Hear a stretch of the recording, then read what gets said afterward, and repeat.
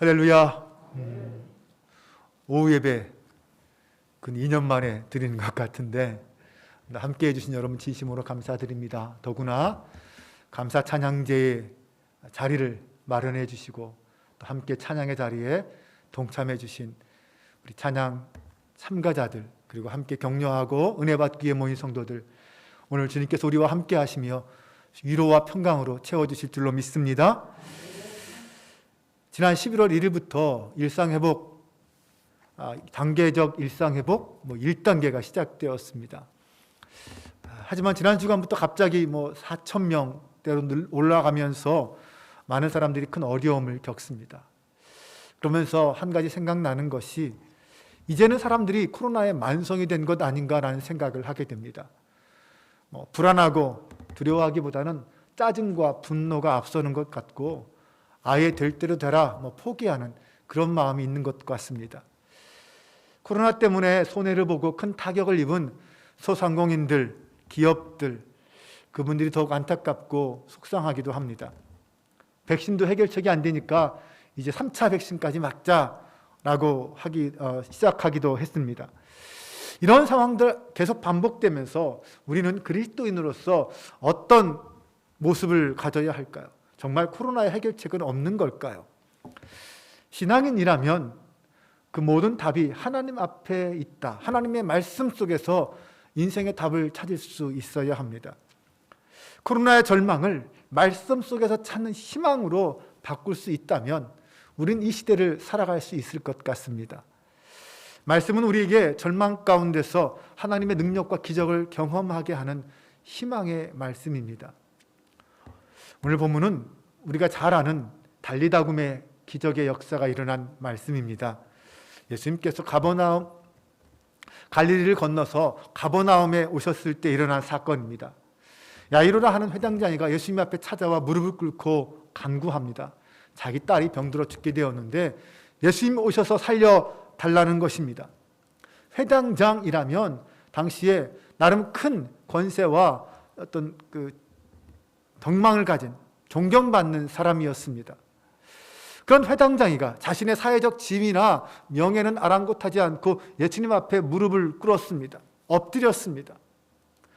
인간적인 체면이나 지위, 명예 다 내려놓고 하나님 앞에 엎드리는 것, 이것이 성도의 첫 번째 삶의 자세가 아닐까요? 하나님 앞에 엎드려서 뭘 해야 합니까? 간구해야죠. 기도해야 할 것입니다. 그때 우리 하나님이 치유하시고 회복시키는 하나님의 놀라운 기적을 우리에게 경험하게 하실 줄로 믿습니다. 그 믿음의 기적, 야이로가 본 그 믿음의 기적, 오늘 우리 가운데는 나타나지 않을까요? 믿음으로 말미암는 기적이란 무엇일까요? 첫 번째, 믿음은 절망 속에서도 희망을 품게 합니다. 35절에 보면, 아직 예수께서 말씀하실 때 회당장의 집에서 사람들이 와서 회당장에게 이르되 당신의 딸이 죽었나이다. 어찌하여 선생을 더 괴롭게 하나이까? 야이로는 예수님이 자기 집에 와서 딸의 머리에 손만 얹기만 해도 딸의 병이 나을 거다, 이렇게 믿고 예수님을 초청했습니다. 그런데 예수님이 오시기 전에 이미 야이로의 딸은 죽어버리고 말았습니다. 사람들이 뭐라고 말합니까? 이제 끝났다. 이제 끝났으니 포기해라. 더 이상 예수님을 괴롭게 하지 말라라고 말합니다. 그때 이 아버지의 마음은 어땠을까요? 얼마나 낙심하고 힘들었을까요? 고통스러웠을까요? 절망되었을까요? 우리도 이 세상을 살아가면서 여러 가지 문제 앞에 절망하고 고통스러워합니다. 특히 코로나는 우리가 얼마나 부족한 존재인지, 인간의 힘이라는 게, 인간의 지혜라는 게 얼마나 연약한 것인지를 깨닫게 해 주었습니다. 최선을 다하여 백신을 만들었고 다 맞았습니다. 그런데 돌파 감염이 일어납니다. 계속해서 새로운 변이가 발생하면서 오히려 더 번져나가고 있습니다. 사실 가만히 돌아보면 그 어떤 것도 우리에게 희망을 주지 못하고 있습니다. 현실은 이렇게 힘듭니다. 절망과 두려움이 있습니다. 그런데 한번 생각해 보세요. 야이로가 왜 예수님을 찾아갔습니까? 그도 힘들었습니다. 절망스러웠습니다. 딸이 곧 죽어가는 것 같습니다. 하지만 그 절망의 순간에 예수님을 찾아가면, 예수님을 만나면, 예수님이라면 살려주실 것이라는 희망이 있기에 그는 예수님을 찾아갔습니다. 우리가 교회에 나오고 예수님을 찾아가는 이유가 무엇일까요? 네, 우리도 그 예수님에게서 희망을 발견하기 때문에, 희망을 보기 때문에 찾아가는 것 아닙니까? 예수님이라면 내 인생의 문제를 해결해 주실 것 같습니다. 이 믿음의 희망, 이것이 우리가 교회를 찾고 예수님을 찾는 이유 아닐까요? 열왕기상 19장에 보면 갈멜산에서 바알과 아세라 제사장 750명과 싸워 이긴 엘리야의 모습이 나옵니다. 그런데 이세벨 왕비가 엘리야를 죽이려고 한다는 소식이 들리자 그는 금방 그 길로 도망해서 부엘세바 광야까지 이릅니다. 거기에서 엘리야는 로뎀나무 밑에 엎드려져서 하나님 앞에 기도합니다. 뭐라고 기도합니까? 하나님, 이제 끝났습니다. 이제는 저의 목숨을 데려가 주세요. 이제는 더 이상 안 되겠습니다. 차라리 저를 죽여주세요. 라는 겁니다. 그때 하나님께서 엘리야에게 천사를 보내셔서 떡과 물을 주셨습니다. 엘리야는 그 떡과 물을 먹고 다시 힘을 내어 걸어서 하나님의 산 호렙까지 가게 됩니다.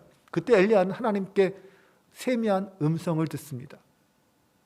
이런저런 사명을 받지만 한마디로 말하면 더 이상 두려워하지 말라라는 것입니다. 절망과 고통 속에 쓰러져서 죽기를 원하는 엘리야에게 떡과 물을 주어 힘을 내게 했을 뿐만 아니라 두려워하지 말라 위로해 주시고 다시 소명을 주셨습니다. 내가 너와 함께 한다는 증거들을 보여주신 거죠. 우리도 지금의 상황에서 절망하거나 두려워하지 않길 원합니다. 절망하고 두려워하고 자포자기하기보다 먼저 하나님을 찾아가서 하나님 앞에 내어놓고 믿음을 품고 하나님이 주시는 소망으로 새 힘을 얻기를 원합니다. 하나님은 절망을 소망으로, 희망으로 반드시 바꿔주실 줄로 믿습니다. 하나님이 우리에게 원하시는 것은, 그때 우리에게 바라시는 것은 바로 믿음입니다. 믿음을 가지고 나를 찾아오라라는 것입니다. 믿음은 절망 속에서 희망을 품게 하는 하나님의 능력입니다. 믿음을 가지고 하나님 앞에 나아 무릎 꿇고 엎드려 기도하는 저와 여러분 되시기를 바랍니다. 두 번째, 믿음은 두려움을 놀라움으로 바꿔줍니다. 딸이 죽었다는 소식을 들은 야이로 큰 슬픔과 절망에 빠져 있었습니다. 그때 예수님께서 그에게 뭐라고 말씀하십니까? 두려워하지 말고 믿기만 하라. 두려움은 우리의 믿음을 약화시킵니다. 그런데 반대로 믿음은 그 두려움과 고통 속에서 더욱 하나님을 바라게 만듭니다. 마가복음 9장을 보면 변화산에서 내려온 예수님께 귀신 들린 아들을 고쳐달라고 한 아버지가 간구를 합니다. 무엇을 하실 수 있거든 우리를 불쌍히 여기사 도와주옵소서. 이것이 아버지의 간구였습니다. 그때 예수님께서 무엇이라고 말씀하시냐면, 할 수 있거든이 무슨 말이냐, 믿는 자에게는 능히 하지 못할 일이 없다라고 선포하십니다. 그렇게 아버지를 책망한 거예요. 무엇을 하실 수 있거든 불쌍히 여기소서, 이게 아니라 예수님은 할 수 있다라는 것입니다. 믿는 자에게 능치 못함이 없다라는 것입니다. 그러자 아버지는 예수님, 저의 믿음 없음을 불쌍히 여겨주세요, 이렇게 간구합니다. 예수님은 그를 긍휼히 여기시고 그 아들에게서 귀신을 내어 쫓아주시고 그 영혼을 구원해 주셨습니다. 예수님 말씀처럼 믿는 자에게는 능치 못함이 없다라는 사실을 믿고, 예수님이라면 우리의 질병을 고쳐주실 것이라는 사실을 믿고 간구했기에, 그 앞에 엎드렸기에 일어난 기적이었습니다. 예수님 우리에게 두려워하지 말라라고 말씀합니다. 두려움을 잃어버리고 잊어버리고 믿음으로 담대히 선포할 때 주님은 기적을 보여주셨습니다. 우리가 이 땅을 살아가면서 두려워하기보다, 절망하기보다 믿음으로 하나님 앞에 나아가 기도하는 저와 여러분 되시기를 바랍니다. 세 번째로, 믿음은 죽은 자에게 생명을 줍니다. 야이로의 집에 도착했지만 이미 소녀는 죽었습니다. 사람들이 장례를 시작했어요. 울며 통곡하고 있습니다. 그때 예수님께서 뭐라고 말씀하십니까? 이 아이는 죽은 것이 아니라 잔다라고 하십니다. 말도 안 되는 말씀을 하시죠. 우리 예수님은 죽은 자를 살리는 권능이 있습니다. 하지만 사람들은 믿지 못하죠. 알지 못합니다. 그래서 그들은 예수님을 조롱하고 비웃었습니다. 그러자 예수님은 사람들 다 내보냅니다. 그리고 믿음을 가진 사람들만, 믿음을 가진, 죽은 자도 살리는 능력이 예수님께 있다고 믿는 제자들만 데리고 방에 들어가십니다. 그리고 그 죽은 소녀를 향해서 외치죠. 달리다굼, 소녀야 일어나라. 그 예수님의 외침에 12살 먹은 소녀가 죽은 자 가운데서 다시 일어났습니다. 네, 하나님의 능력을 품으면, 예수 그리스도 안에 있는 자는 죽은 자도 살아나는 역사를 경험합니다. 죄로 인해 죽은 자가 새 생명을 얻고 구원을 받을 뿐만 아니라 죽은 생명도 살아나는 기적이 그 속에서 일어났습니다. 주님 앞에는 죽음도 잠일 뿐입니다. 주님은 죽은 자를 살리는 능력이 있으실 뿐만 아니라 죄인을 구원하는 능력이 있으십니다. 주님은 절망 속에서 희망을 보는 눈을 가지신 분입니다. 우리도 이 땅을 바라볼 때 그 주님의 눈으로 절망 속에서 희망을 바라볼 수 있어야 합니다. 이 아이로는 예수님의 말씀을 듣고 두려워하지 말고 믿기만 하라라는 말씀을 듣고 믿음을 붙잡았습니다. 죽은 딸이 살 수 있다라는 믿음을 굳게 잡았습니다. 우리도 믿음을 붙잡길 원합니다. 죽은 자를 살리시고 죄인을 구원하시는 예수 그리스도를 믿고 그분 앞에 나아가는 저와 여러분 되시기를 바랍니다. 믿음은 말씀대로 일어나 걷게 합니다. 야이로의 딸에게 달리다굼, 소녀야 내게 말하노니 일어나라 라고 외치셨을 때 그 소녀가 일어났습니다. 달리다굼이라는 말은 아침에 엄마가 딸을 깨울 때 쓰는 말이라고 합니다. 일상적으로 집에서, 가정집에서 늦잠 자는 딸에게 엄마가 하는 말이에요. 달리다굼. 그 얘기는 뭐예요? 이제 그만 자고 일어나라는 뜻입니다. 네, 우리 예수님께는 죽음도 이제 그만 자고 일어나라고 선포하실 수 있는 능력의 말씀이셨습니다. 예수님은 죽은 지 나흘 된 나사로도 살리셨습니다. 그때 나사로를 살리기 전에 예수님께서 마리아에게 하신 말씀이 있어요. 이 말씀입니다. 나는 부활이요 생명이니 나를 믿는 자는 죽어도 살겠고 무릇 살아서 나를 믿는 자는 영원히 죽지 아니하리니 이것을 내가 믿느냐. 오늘 주님은 우리에게 똑같이 물으십니다. 이것을 너가 믿느냐.